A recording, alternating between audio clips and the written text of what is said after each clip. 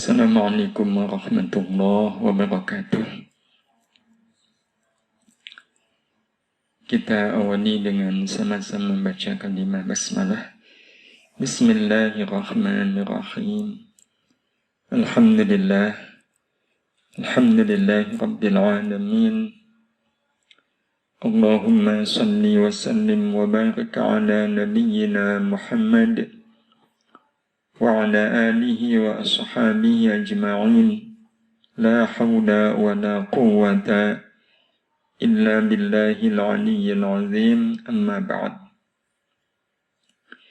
Bapak Ibu Majelis Kajian Kitab An-Nasaih Ad-Diniyah, kita lanjutkan kembali kajian kita. Qala al-musannif, berkata beliau penyusun kitab ini, Asy-Syaikh Abdullah bin Alawi Al-Haddad. Beliau mengatakan, wattaqwa wasiyatullahi rabbil alamin lil awwalina wal akhirin. Ada di halaman ke-5, ya, alinea yang ke-3. Beliau menyampaikan kepada kita, wattaqwa, dan takwa itu wasiyatullahi, wasiat Allah. Wasiat itu sama dengan pesan Allah. Jadi Allah menyampaikan pesan bernama takwa. Wasiyatullahi rabbil alamin. Takwa adalah wasiatnya Allah rabbil alamin. Wasiat lil awwalina, terhadap orang-orang terdahulu, wal akhirina, dan orang-orang yang kemudian. Jadi beliau menyampaikan bahwa takwa itu wasiat Allah terhadap orang-orang terdahulu dan orang-orang yang belakangan. Ini memberikan pengertian kepada kita bahwa takwa itu sesuatu banget bagi kehidupan manusia. Sebab kalau seandainya sebuah pesan itu tidak pernah berubah, pesan itu tidak pernah berganti, itu menunjukkan berarti yang dipesankan itu sesuatu yang sangat penting bagi kehidupan manusia. Apalagi wasiat itu wasiatnya Allah, yang Allah Subhanahu wa Ta'ala sampaikan kepada orang-orang terdahulu dan orang-orang yang kemudian, tidak pernah berubah. Ini menunjukkan betapa takwa sekali lagi adalah sesuatu yang amat sangat penting dalam kehidupan manusia. Dan Syekh Abdullah menyampaikan bahwa takwa adalah wasiat Allah terhadap orang-orang terdahulu dan orang-orang yang kemudian. Itu berdasarkan apa yang dikatakan oleh Allah Subhanahu wa Ta'ala sendiri, yaitu di surat An-Nisa ayat 131. Walaqad wassayna, walaqad, dan sungguh dan sungguh, sungguh dan sungguh. Jadi Allah menguatkan dengan dua penguat. Laqad adalah dan qad. Dua-duanya memiliki fungsi takkid, yaitu menguatkan. Jadi artinya sungguh dan sungguh. Wassayna, telah kami wasiatkan, telah kami pesankan. Alladzina, terhadap orang-orang utul kitab, yang telah mendapatkan Alkitab. Bisa kaum Bani Israel, bisa kaum Nasara, kaum Yahudi dan kaum Nasara. Telah kami wasiatkan kepada mereka, orang-orang yang mendapatkan Alkitab. Min qablikum, yani orang-orang yang sebelum kalian, wa iyyakum, dan juga kepada kalian.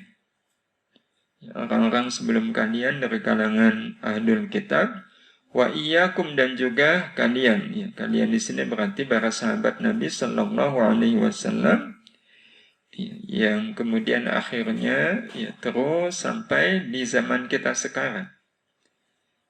Apa wasiat Allah Subhanahu wa Ta'ala? Anittaqullaha, hendaklah kalian bertakwa kepada Allah.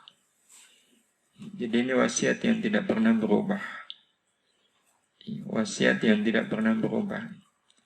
Jadi ibaratnya kalau seandainya ada seorang ayah yang memberikan nasihat kepada anaknya, nasihatnya, pokoknya kalau habis sholat, jangan lupa baca Quran.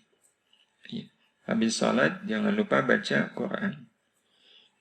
Mulai dari anaknya yang pertama sampai kemudian anaknya yang kedua, pokoknya bapak berpesan itu, ibu berpesan itu sampai akhirnya kemudian, beliau ini punya cucu. Ternyata pesannya kepada cucu juga sama, tidak berubah. Bacalah Quran setelah selesai sholat fardu. Kalau pesan orang ini tidak pernah berubah, yaitu pandangan orang ini membaca Quran itu sesuatu yang sangat penting. Sesuatu yang sangat penting. Karena tidak pernah mengalami perubahan. Ini wasiat Allah Subhanahu wa Ta'ala yang kita semua tahu. Tidak ada wasiat yang lebih baik dalam kehidupan umat manusia kecuali wasiat yang datangnya dari Allah Subhanahu wa Ta'ala.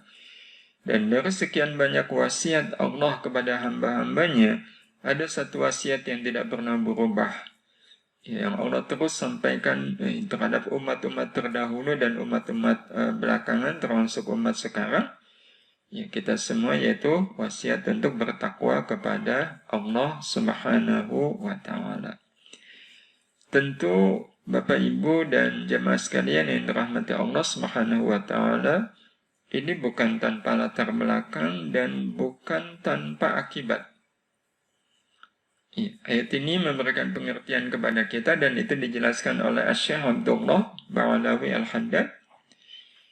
Fama min khairin ajilin wala ajilin zahirin wala batilin illa wattaqwa sabilun musilun ilaih. Atau bisa pula muwassilun ilaih. Fama maka tiadalah min khairin dari kebaikan. Tiadalah sebuah kebaikan. Baik kebaikan yang ajilin, kebaikan yang bisa datang tiba-tiba, datang segera, wala ajilin, atau kebaikan yang datangnya nanti, kebaikan yang datangnya nanti, kebaikan yang akan dirasakan nanti. Wala dan tidak pula zahirin, dan tidak pula kebaikan yang sifatnya zahir. Tidak juga kebaikan yang sifatnya zahir, wala batinin, dan kebaikan yang sifatnya batin. Kebaikan yang zahir itu kebaikan yang nampak. Kebaikan yang dirasakan oleh zahir kita. Semisal dapat rezeki, terlepas dari kesulitan atau bahaya, mendapatkan kemudahan-kemudahan, itu berarti kebaikan yang sifatnya zahir. Wala batinin, dan kebaikan yang sifatnya batin. Kebaikan yang sifatnya itu selamat dari kesombongan, menjadi orang yang ikhlas, menjadi orang yang khusyuk. Nah, itu kebaikan yang sifatnya batin. Beliau mengatakan apapun kebaikannya, baik kebaikan yang ajil, yang segera bisa kita peroleh, ataupun ajil, ataupun ajil, kebaikan yang nanti suatu saat akan kita dapatkan, termasuk juga kebaikan yang sifatnya zahir dan batin. Tiadalah semuanya itu illa wat taqwa, kecuali takwa itu sabilun, menjadi jalan. Menjadi jalan muwassilun, yang menyampaikan ilaihi, kepada kebaikan-kebaikan tadi. Jadi takwa itu menjadi jalan menuju kebaikan.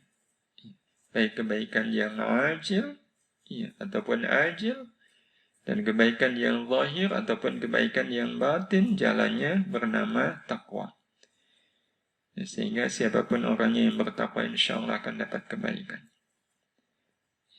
Nah, sebaliknya, atau muwasilun ilaihi wa wasilatun, dan menjadi sarana sarana muballighatun lahu, yang bisa menyampaikan kepadanya. Jadi takwa itu bisa menjadi jalan menuju kebaikan, bisa pula jadi sarana untuk menyampaikan pada kebaikan tersebut.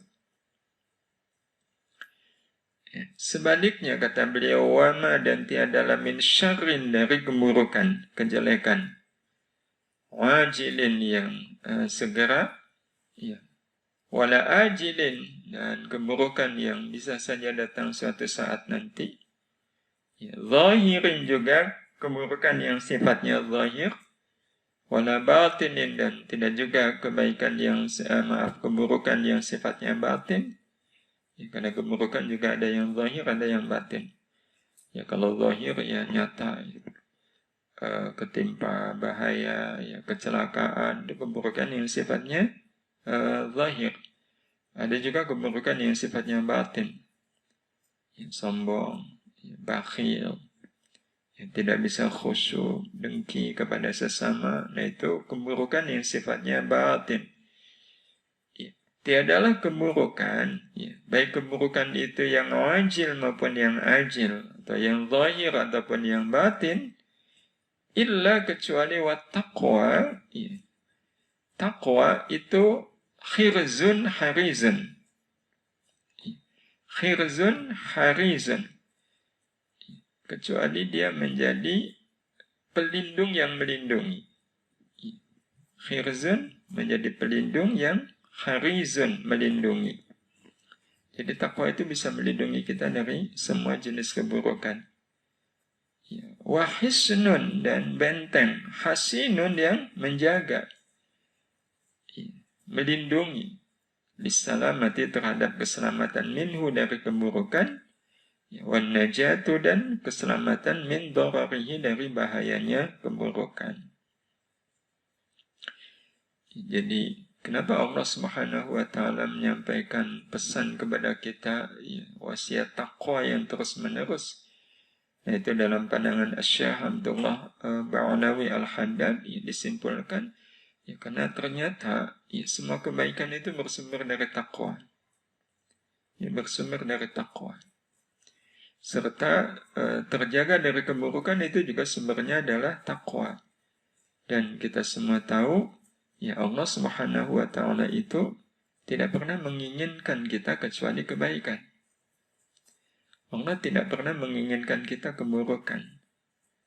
Nah, agar keinginan, ya, Allah Subhanahu wa taala kepada kita selalu dalam keadaan baik, ya, terjaga dari segala keburukan, maka Allah Subhanahu wa taala menurunkan kepada kita wasilahnya, sarananya, jalannya, melalui pesan yang tidak pernah berubah, yaitu pesan agar kita semua bertakwa. Di dalam takwa itulah kita bisa mendapatkan semua kebaikan, dan kita akan terjaga dari semua keburukan. Itu pandangan Asy-Syaikh Abdullah Ba'alawi Al-Haddad, dan apa yang dikatakan oleh beliau itu betul adanya. Betul adanya. Iya, takwa itu sumber segala kebaikan, sekaligus penjaga segala keburukan. Nah, kemudian beliau, penulis kitab ini, menyampaikan beberapa datanya. Data bahwa takwa itu adalah sumber kebaikan. Dan beliau kemudian menyampaikannya dengan bahasa wa kam 'allaqallahu al-'azim wa kam 'allaqallahu al-'azim fi kitabih al-'aziz. Wa kam, dan betapa seringnya 'allaqa, menggantungkan, mengaitkan, siapa? Allahul Azim, Allah yang Maha Agung, ya, mengaitkan fi kitabihi, di dalam kitabnya, yaitu Al-Quran Al-Aziz yang mulia, mengaitkan ala taqwa, terhadap taqwa, mengaitkannya min khairatin azimatin, terhadap kebaikan yang agung.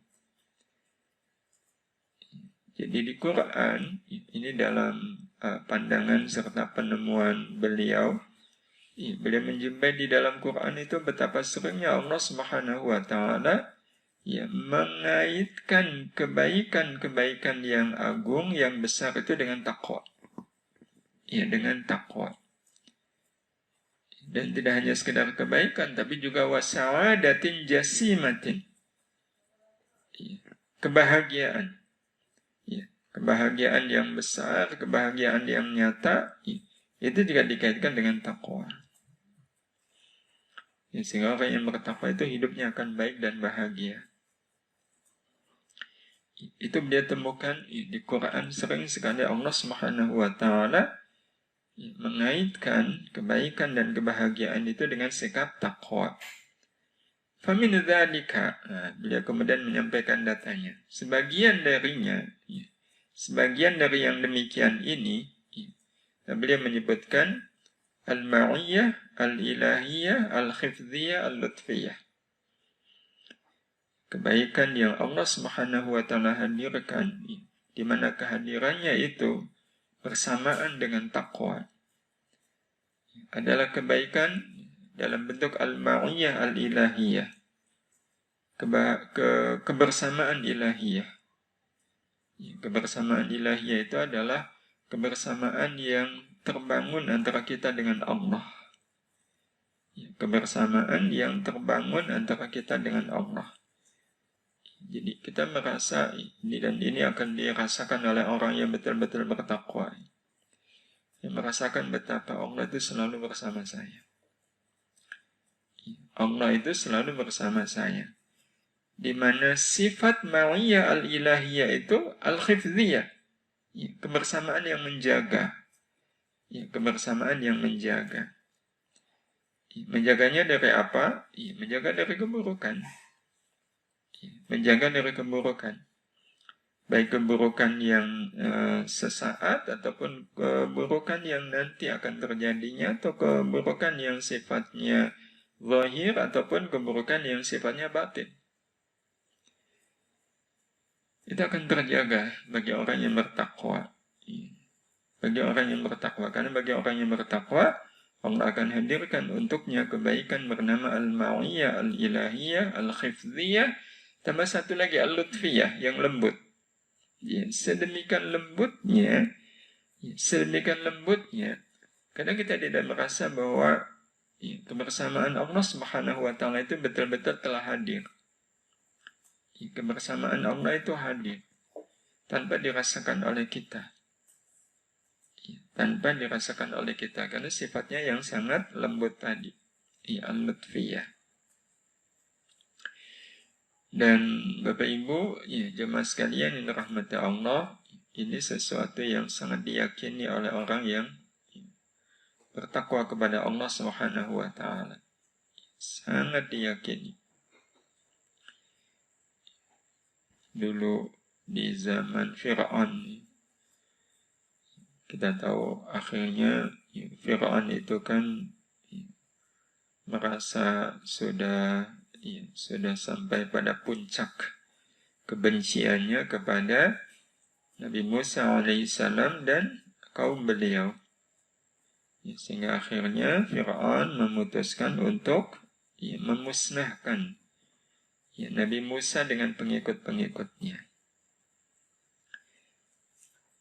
Nah, berita itu sampai kepada Nabi Musa, sehingga kemudian Nabi Musa menyampaikan kepada kaumnya, dan keputusan beliau adalah lari, meninggalkan Mesir. Nah, pada saat mereka bersama-sama meninggalkan Mesir, ternyata Fir'aun tahu. Nah, karena tahu maka dikejarlah Nabi Musa beserta kaum beliau itu. Dikejar. Nabi Musa dan kaum beliau lari itu ke arah timur. Mesir ke arah timur. Nah, kalau lari ke arah timur, akhirnya ketemu dengan Laut Merah. Mesir kalau ke timur kan nanti ketemu Laut Merah, nyebrang nanti ketemunya Jazirah Arabia. Nah, pada saat ketemu Laut Merah,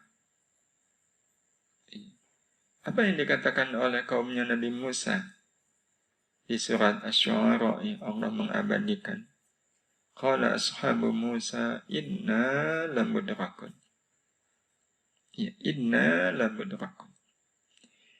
Jadi berkatalah ashabu Musa itu sahabat-sahabatnya Nabi Musa, pengikut-pengikutnya Nabi Musa, apa yang mereka katakan? Inna lamudrakun. Kita semua pasti akan tersusul.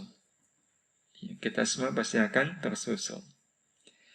Logika ashabu Musa itu sebenarnya benar. Itu kalau pakai logika akal, ya. Pakai logika akal.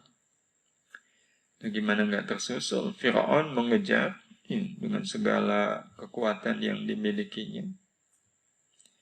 Sementara ashabu Musa di depan sudah ada Laut Merah. Mau kemana lagi kalau tidak akan tersusul oleh Fir'aun dan pasukannya. Dan itulah yang diungkapkan oleh mereka. Wah, kita bakalan tersusul ini. Udah kebayang ya, kecemasan, ketakutan mereka. Tapi apa yang dikatakan oleh Nabi Musa? Kita bisa lihat sosok yang dikaruniai takwa oleh Allah Subhanahu wa taala. Dengan tegas beliau mengatakan kalla. Iya, kalla. Kata kalla itu menunjukkan dalam bahasa ininya, dalam bahasa umumnya, enggak bakalan. Iya, kalla, enggak bakalan.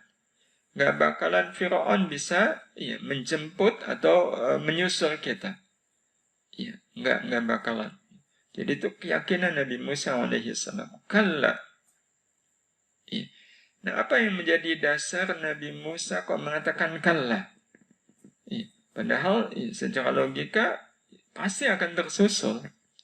Kenapa Nabi Musa mengatakan kalla? Nah, alasan beliau adalah inna ma'iya rabbi. Ya, itulah keyakinan orang yang bertakwa.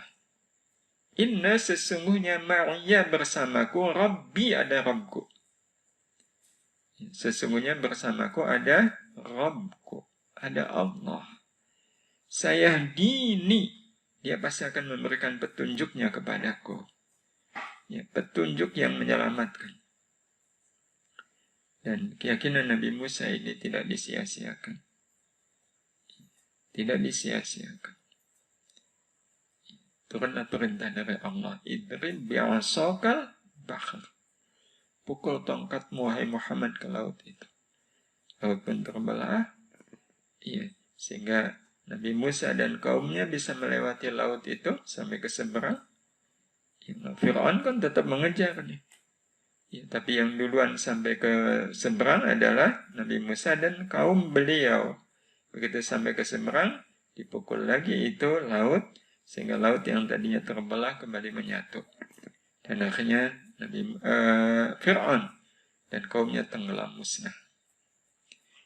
Nah, ini contoh Bapak Ibu jamaah sekalian, karunia yang Allah Subhanahu wa taala berikan kepada orang yang bertakwa. Ma'iyah, ilahiyah, al-hifdhiyah, al-lutfiyah. Hal yang sama juga pernah dialami oleh Nabi kita Muhammad Sallallahu Alaihi Wasallam. Ini pada saat beliau perjalanan hijrah dari Mekah ke Madinah, sudah diatur nih strateginya, tidak langsung berangkat menuju ke Madinah. Madinah itu di utaranya Mekah. Rasul dan Abu Bakar justru ke arah selatan. Dan kemudian menginap di satu gua yang dikenal dengan Gua Thur. Agar menghilangkan jejak. Tapi sudah sedemikian rupa strategi dan rencana yang sangat matang, ternyata jejak beliau terbaca juga. Singkat cerita, orang kafir ternyata sudah ada di mulut gua itu.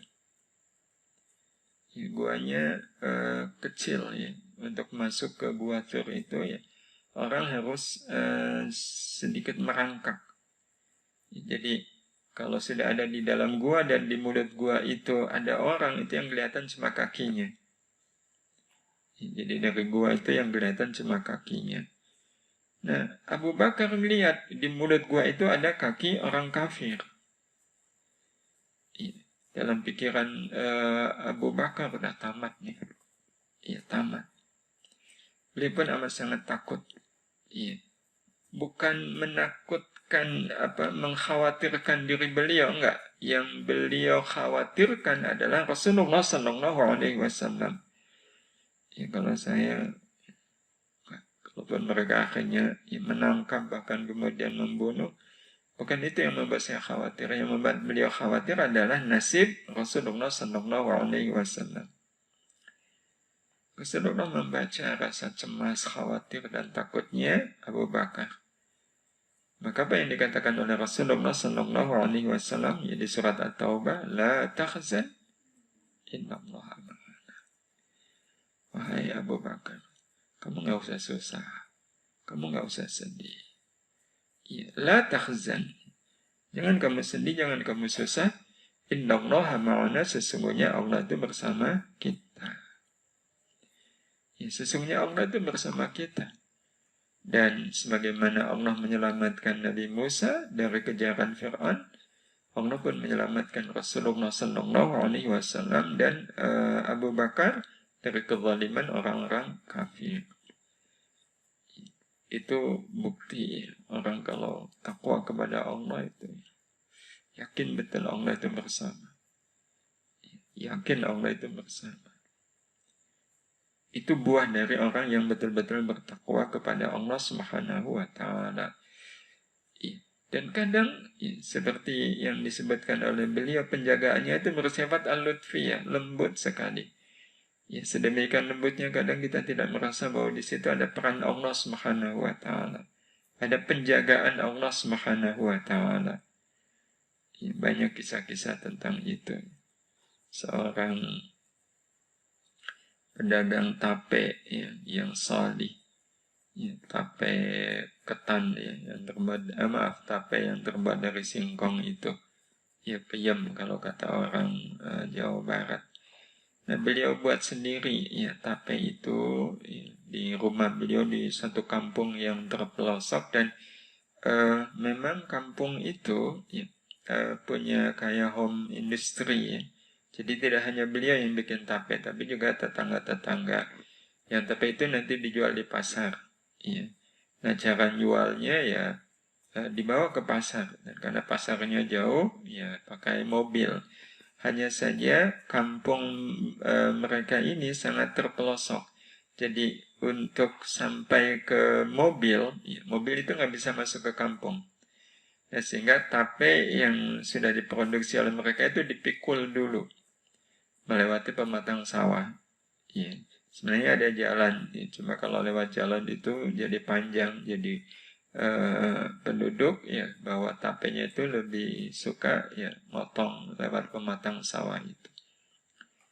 Nah, dibawa ke mobil, nanti dari mobil itu mobil sengaja disewa oleh pedagang-pedagang tape dari kampung yang sama itu.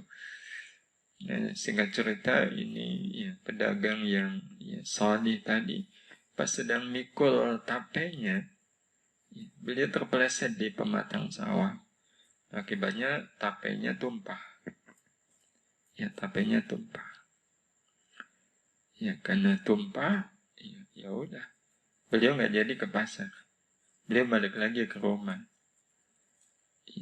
Nah, awalnya beliau merasa ya secara manusiawi ya, udah tape dibuat susah-susah gitu ya. Ya, kok tumpah gitu. Ya. Nah, tetapi subhanallah, awalnya ya, beliau merasa susah ya. Tiba-tiba kemudian beliau malah bersyukur. Kenapa bersyukur? Karena kendaraan yang disewa dengan pedagang-pedagang yang lain tadi itu ternyata kemudian masuk jurang. Ya, semuanya wafat kecuali beliau yang nggak jadi ke pasar karena tapenya tumpah. Ya, nah, tumpahnya tape itu kan bagian dari pertolongan Allah Subhanahu wa Ta'ala. Kalau nggak tumpah ya jadi naik mobil. Jadi kadang Allah Subhanahu wa Ta'ala menjaga dengan cara-cara seperti itu. Jadi penjagaannya amat sangat lembut. Sehingga intinya ya, kalau sudah jadi orang bertakwa itu subhanallah, ya, karunia yang tiada terhingga. Dan Bapak Ibu yang dirahmati Allah Subhanahu wa Ta'ala, Kalau Allah memberikan karunia sedemikian tingginya kepada orang yang bertakwa, itu menggambarkan apa? Menggambarkan betapa takwa itu punya nilai yang sangat tinggi di sisi Allah Subhanahu wa taala. Karena balasan sebuah amal itu menunjukkan nilai sebuah amal. Ya, nilai sebuah amal. Jadi kalau balasannya sederhana, ya itu menunjukkan amalnya juga sederhana.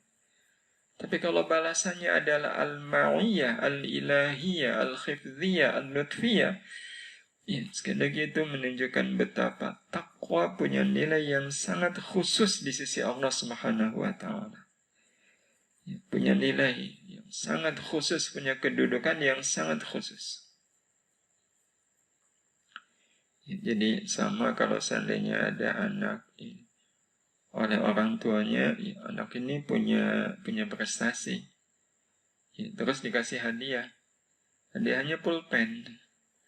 Kalau hadiahnya pulpen itu menunjukkan nilai prestasinya tinggi atau rendah? Iya, seharga pulpen. Ya. Tapi kalau seandainya si anak ini punya prestasi dan kemudian orang tuanya ngasih hadiah laptop yang harganya 10 juta, nah itu berarti menunjukkan prestasi anak ini dalam pandangan orang tua nilainya sangat tinggi. Ya, Allah menjaga, Allah melindungi orang-orang yang bertakwa. Ya, Bapak Ibu yang rahmati Allah, menunjukkan takwa itu punya nilai yang sangat tinggi di sisi Allah Subhanahu wa taala. Itu baru satu, yaitu al-ma'iyah al-ilahiyah. Sebagaimana yang dinyatakan oleh Allah Subhanahu wa taala di surat Al-Baqarah ayat 194.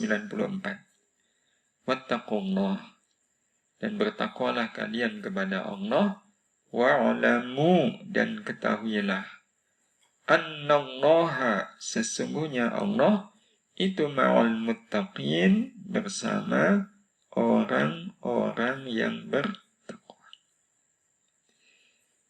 Bersama orang-orang yang bertakwa. Sehingga orang yang bertakwa itu tidak perlu lagi ada yang dicemaskan, ada yang dikhawatirkan. Karena selalu dibersamai oleh Allah Subhanahu wa taala. Itu yang pertama.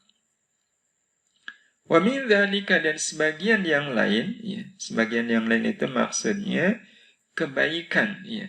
Kebaikan yang besar, kebaikan yang agung yang akan Allah Subhanahu wa taala berikan kepada orang yang bertakwa.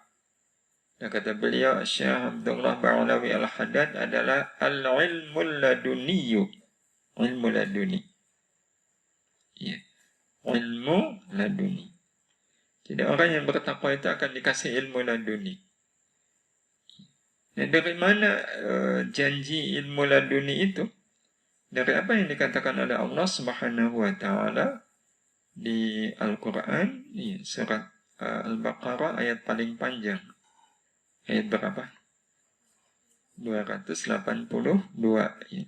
Ya ayyuhalladzina amanu idza tadayantum bidainin, itu awalnya. Kalau mau dibaca lengkap, ya baca satu halaman. Ya, kelamaan. Nanti bisa lihat sendiri, tapi di ujungnya adalah wattaqullah wa yu'allimukumullah. Wattaqullah, dan bertakwalah kalian kepada Allah, wa yu'allimukumullah, niscaya Allah akan mengajari kalian. Iya. Yu'allim itu berasal dari kata 'allama yu'allimu, yang secara bahasa artinya mengajar. Ya, tetapi kalau lihat kata dasarnya 'allama yu'allimu, ya berarti memberi ilmu, karena mengajar itu sama dengan memberi ilmu. Jadi wattaqullah, bertakwalah kalian, niscaya Allah akan memberikan ilmu kepada kalian. Jadi yang mengajarkan itu adalah Allah. Ilmunya langsung dari Allah.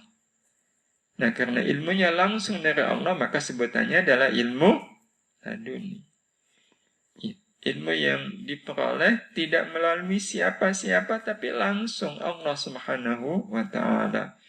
Dan ini kan sesuatu yang amat sangat luar biasa. Ya, sesuatu yang amat sangat luar biasa. Kalau sebuah karunia, ya, dari Allah kok diberikan tidak melalui perantara. Ya, tidak melalui perantara. Dan ini sangat jarang kecuali urusannya kalau urusan ilmu. Ya. Kalau urusan rezeki, ya urusan rezeki itu sangat jarang ya orang dapat rezeki kok langsung dari Allah. Ya, langsung dari Allah itu ya contoh ya. Tapi ini hampir bisa dikata nggak ada ya. Ada orang lagi butuh uang gitu ya. Pas lagi jalan tiba-tiba jatuh dompet dari atas gitu ya. Ya. Pas dibuka kok isinya uang.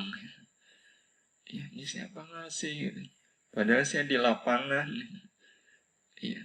Kalau di lantai JT bawah ya, lagi duduk, saya butuh uang doa, tiba-tiba tepluk gitu ya, jatuh dompet, pas dilihat uang.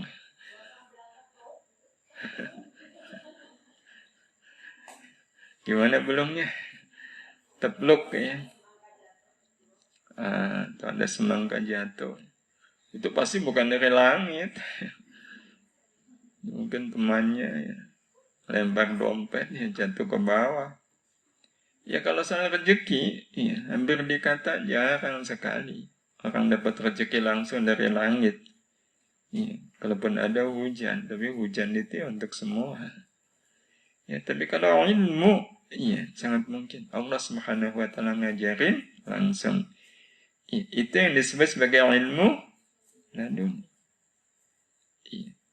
Kalau persisnya ilmu itu dikatakan laduni sebenarnya ada di surat Al-Kahfi ayat ke-65. Itu kisah tentang Nabi Musa dan yang menemani beliau. Ya, fawajada abdam. Lanjutannya. Nanti di ujungnya. Wa'allamnahu min ladunna. Kami ajar wa'allamna dan kami kata Allah ajarihu dia siapa? Abdan tadi. Iya, fawajada abdan.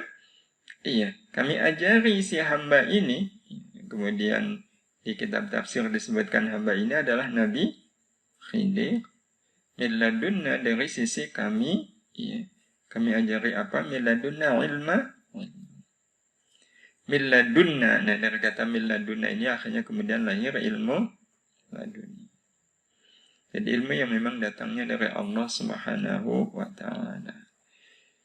Dan itu memang betul ada ilmu laduni itu, tapi memang khusus hanya diberikan kepada orang-orang yang bertakwa. Kepada orang-orang yang bertakwa kepada Allah Subhanahu wa taala. Dan itu bukan sesuatu yang sulit bagi Allah Subhanahu wa taala. Ya, bukan sesuatu yang sulit. Ya, jadi kalau dalam teori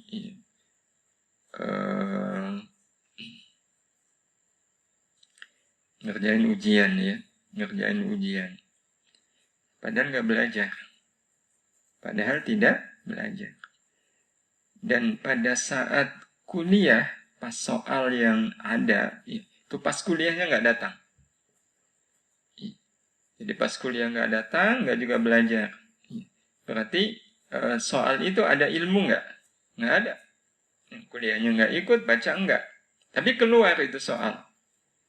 Iya. Apa ya jawabannya? Kalau yang ngerjain ujian ini orang yang bertakwa kepada Allah Subhanahu wa taala, Allah ajarin. Cara Allah ngajarin, ya gampang aja lah.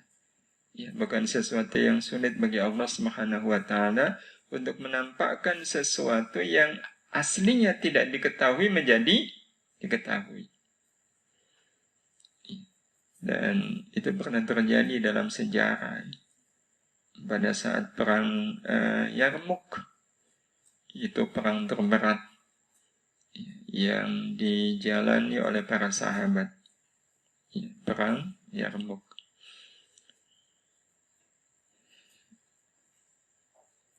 Pada saat kaum muslimin itu udah terdesak posisinya. Ya, terdesak itu. Ya, jadi mereka sudah terpepet di kaki bukit. Nah, pada saat terdesak itu, ya, mereka bingung apa yang harus mereka lakukan. Nah, pada saat mereka bingung, tiba-tiba mereka mendengar ada suara. Ya, ada suara ya, yang mereka tidak ketahui itu suara siapa. Ya, tapi suara itu memerintahkan kaum muslimin, pasukan kaum muslimin untuk naik gunung.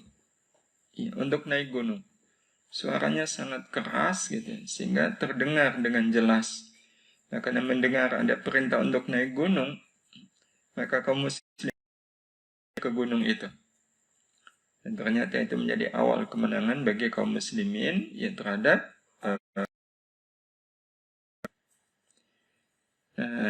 setelah mendapatkan kemenangan itu, tentara-tentara Islam ini kan pulang ke Madinah.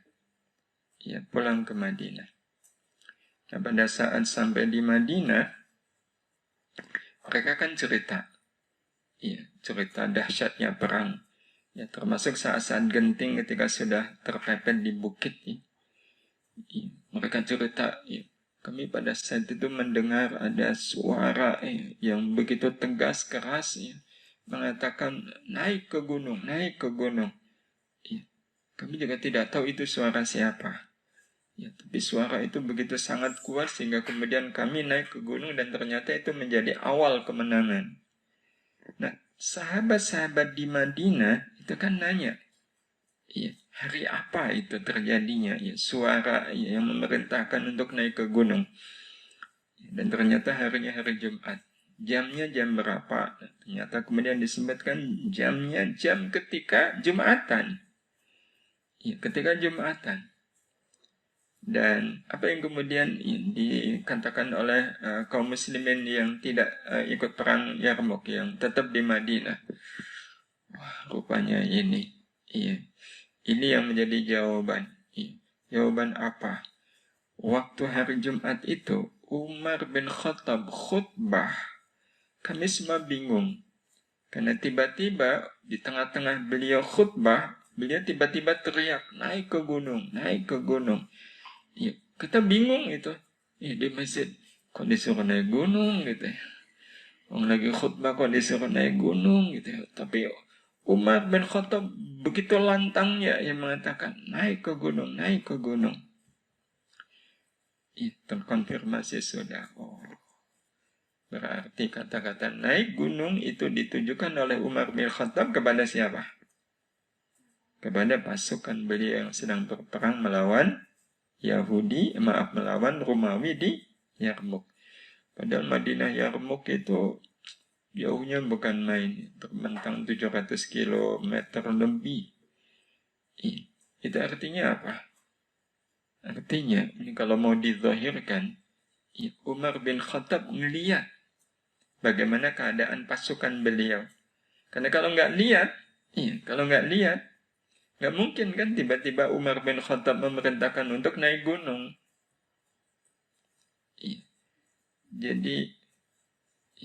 Jadi ingat ya. Berarti teknologi CCTV itu sebenarnya sudah ada sejak kapan? Ya, sejak masa Umar bin Khattab itu sudah ada CCTV. Mereknya apa? Takwa. Iya, canggih betul kan? Nggak pakai kabel, nggak pakai HP, nggak pakai apa-apa. Iya, itu karunia yang Allah Subhanahu wa Ta'ala berikan kepada Umar bin Khattab. Karena ketakwaan beliau. Iya, karena ketakwaan beliau. Jadi, ya kayak orang lihat CCTV lah ya. Apalagi CCTV-nya dari atas gitu ya. Nah, Umar kan bisa ngelihat ya. Ini pasukan saya ada di sini, ya kaum Romawi ya ada di sini. Nah, ini ya satu-satunya cara ini tentara Islam harus naik ke gunung. Maka teriaklah Umar bin Khattab. Dan subhanallahnya, teriakan beliau terdengar. Ya, terdengar sampai ke Yarmuk. Jarak 700 km lebih. Ya. Itu berarti teknologi HP sudah ada sejak kapan? Sejak masa Umar bin Khattab. Merek HP-nya apa? Takwa. Ya Allah. Ya, jadi takwa kalau lihat ini, subhanallah. Jadi bukan hal yang mustahil ya, Bapak Ibu, dan ya, ini penting bagi para santri ya. Kebayangkan kalau sudah punya ilmu laduni. Ya. Jadi ilmu laduni itu memang nanti ada dua jenis ya. Ada dua jenis. Ya. Ada yang sifatnya wahbi dan ada yang sifatnya kasbi. Ya. Kalau wahbi itu memang murni betul-betul anugerah dari Allah Subhanahu wa taala. Betul-betul anugerah dari Allah Subhanahu wa taala. Ya, dari semula tidak tahu menjadi tahu. Ya, dari semula tahu menjadi tahu. Dan kalau kita runut ya, ilmu laduni yang sifatnya wahbi, ya. Wahbi itu artinya pemberian langsung dari Allah Subhanahu wa taala. Itu hampir dimiliki oleh semua nabi, semua rasul. Nabi dan Rasul itu semua ilmu yang dimiliki oleh mereka adalah ilmu laduni. Kenapa? Karena semua ilmu yang mereka miliki itu datangnya dari Allah Subhanahu wa taala. Yang ngajarin para nabi dan rasul ini haram, ini wajib, ya, ini harus dilakukan, ini tidak boleh dilakukan, itu siapa? Allah Subhanahu wa taala. Ya, Allah Subhanahu wa taala. Nah, itu ilmu laduni. Ya, ilmu laduni. Nah, sangat mungkin, ya, meskipun bukan nabi, bukan rasul, ya, orang yang bertakwa itu akan dikasih ilmu laduni seperti itu. Ya, ilmu laduni seperti itu. Apa contoh kasusnya? Contoh kasusnya disodorin makanan. Dalam keadaan tidak tahu hukum makanan itu. Ya, dalam keadaan tidak tahu hukum makanan itu. Allah kasih ilmu laduni. Wujudnya apa? Ya, makanan itu sebenarnya menarik. Iya, makanan itu menggiurkan. Ya, tapi entah kenapa di sini ini, iya, rasanya kok nggak mau. Ya, padahal secara zahir iya, itu enak makanan, tapi kok nggak mau. Iya, enggan untuk mengambilnya. Iya, ada sesuatu yang membuat rasanya, pokoknya saya nggak mau makan makanan ini. Iya, nggak mau makan makanan ini. Iya. Nah, ketika diselidiki ternyata memang makanan itu adalah jenis makanan yang haram. Siapa yang kemudian mengaruniakan rasa itu sehingga kemudian memutuskan untuk saya nggak mau makan? Ya, Allah Subhanahu wa taala. Ya, sebagai karunia takwa dari beliau. Siapapun termasuk. Ya, siapapun ya, mudah-mudahan kita ya. Tapi kalau sudah lihat bagaimana kita ya Allah, jarak kita dengan takwa itu sejarak berapa kilo? Takwa yang bisa mendatangkan ya ilmu laduni seperti ini. Ya, tapi ya ini apa yang disampaikan oleh beliau yang mudah-mudahan ya, menginspirasi kita ya bahwa takwa itu punya kedudukan yang sangat tinggi di sisi Allah Subhanahu wa taala. Itu ilmu laduni yang sifatnya wahbi. Nah, yang satunya lagi adalah ilmu laduni yang sifatnya kasbi. Ya, kasbi. Kasbi itu tetap ada usaha dari kita. Ya, tetap ada usaha dari kita. Tapi kalau dibandingkan antara usaha dengan hasil, itu rasanya nggak imbang gitu. Rasanya nggak imbang. Harusnya kalau lihat usaha, paling dapat ilmunya itu ya cuma secuil gitu. Tapi ternyata Allah Subhanahu wa taala berikan lebih. Dari usaha yang tidak seberapa. Allah Subhanahu wa taala karuniakan ilmu yang lebih. Ya, ilmu yang lebih. Jadi kayak dimudahkan oleh Allah Subhanahu wa taala. Ya, dimudahkan oleh Allah. Ya, jadi contoh ini ilmu laduni yang sifatnya kasbi. Ya, ada orang-orang yang memang oleh Allah diberi ilmu seperti ini. Ya. Jadi dia baca gitu ya, dia baca. Itu sekali baca udah langsung ingat ya. Dia langsung ingat. Dan ingatannya nggak bisa hilang. Itu yang membuat dia gampang mengingat adalah perannya siapa? Peran Allah Subhanahu wa taala. Ya, salah satunya yang bisa kita lihat adalah Imam Asy-Syafi'i. Ya, Imam Asy-Syafi'i. Beliau itu kalau belajar, ya, buka kitab, ya namanya kitab kan ada halaman kanan, ada halaman kiri. Nah, beliau itu selalu kalau buka kitab, ya, itu kalau ngelihat halaman kanan, ya halaman kirinya ditutup. Ya. Kenapa halaman kirinya ditutup? Sebab kalau halaman kirinya terbuka, itu akhirnya beliau harus membaca dua-duanya. Ya, membaca dua-duanya. Ya, jadi halaman kiri itu, ya kalau nggak ditutup itu jadi ngeganggu gitu ya. Ya, ngeganggu. Ya, jadi sama dengan orang kalau lagi dengerin kayak gini nih, terus ada suara lain ngeganggu nggak? Ngeganggu. Iya, ngeganggu.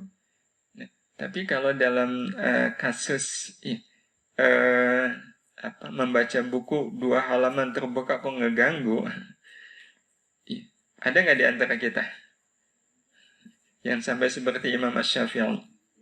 Nggak ada ya. Jangankan dua halaman, satu halaman juga nggak bisa fokus ya. Beliau, ya Allah, itu namanya ilmu laduni. Itu namanya ilmu laduni. Jadi mudah hafal, mudah ingat gitu ya. Ada orang-orang yang oleh Allah Subhanahu wa taala diberi kelebihan seperti itu, dan itu bisa jadi adalah buah dari takwa. Dan kalaulah Allah Subhanahu wa taala memberikan balasan kepada orang-orang bertakwa dengan balasan seperti ini, ya, yang pertama tadi ma'iyah ilahiyah, yang kedua ilmu laduni, ini semakin menguatkan kita betapa memang takwa itu derajat yang sangat tinggi di sisi Allah Subhanahu wa taala. Betapa takwa itu punya nilai yang luar biasa dalam pandangan Allah, sehingga wajar balasan yang Allah Subhanahu wa taala berikan kepada orang yang bertakwa pun nilainya amat sangat tinggi. Ya, betul-betul amat sangat tinggi. Ya. Baru dua kita sampaikan, ya, ternyata sudah 9:30. Ada tanggapan? Ada, ya. Ada. Silakan bisa dari Bapak, Ibu, ikhwan, akhwat yang sedang memirsa di tempat masing-masing. Ya. Alhamdulillah kita difasilitasi oleh TV IKADI ini. Ya. Dan Masjid At-Taqwa, ya, serta didukung oleh santri-santri Darus Salihat. Ya. Kalau belum ada dari Bapak Ibu yang sedang memirsa di rumah dari santri, iya, iya, takwa, iya. Jadi gimana caranya dengan kita ya? Kalau tadi kan kita ngasih contoh itu Umar bin Khattab, ya Imam Asy-Syafi'i, ya dan imam-imam yang lain, ya orang-orang salih yang lain, iya.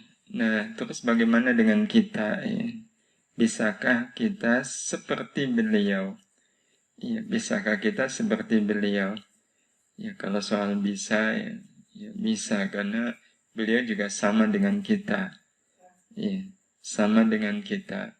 Nah, tinggal kemudian yang kita perlu pelajari dari mereka adalah kualitas takwanya karena memang ma'iyah, ilahiyah dan ilmu laduni itu Allah Subhanahu wa taala berikan kepada orang yang bertakwa. Ya, nah kalau kita kembali kepada Ali Imran ya ayat 102, ya berarti memang takwa kita itu betul-betul harus haqqan tuqati. Ya, takwanya harus takwa yang haqqan tuqati. Ya, takwa yang sebenar-benarnya takwa. Yang inti dari takwa yang haqqan tuqati ya kemarin sempat kita bahas. Jadi itu kalau kaitannya dengan takwanya, ya kaitannya dengan taklifi, takwa yang ada kaitannya dengan hukum, ya maka kalaulah yang kita lakukan adalah hukum wajib, jangan merasa cukup dengan melakukan yang wajib, sempurnakan dengan yang sunnah-sunnahnya. Ya, betul-betul sempurnakan ya, ke yang sunnah-sunnahnya. Jadi kalau wudhu, ya sempurnakan sunnah-sunnahnya. Sholat, sempurnakan pula sunnah-sunnahnya. Ya, bakti sama orang tua itu wajib ya, sempurnakan pula yang sunnah-sunnahnya. Ya, itu kalau takwanya adalah takwa yang taklifi. Nah tentu saja itu juga membutuhkan ilmu. Ya, membutuhkan ilmu tentang syariah. Nah kalau takwanya takwa yang wadai, ya sempurnakan takwa wadai itu. Ya, sempurnakan takwa yang wadai itu. Jadi sempurnanya takwa wadai itu, ya kalau urusannya adalah masak. Ya urusannya adalah masak. Ya. Kalau orang masak, kemudian udah mateng, ya, itu berarti udah selesai belum tugas masaknya? Belum. Nah, kalau belum apa lagi yang harus diselesaikan?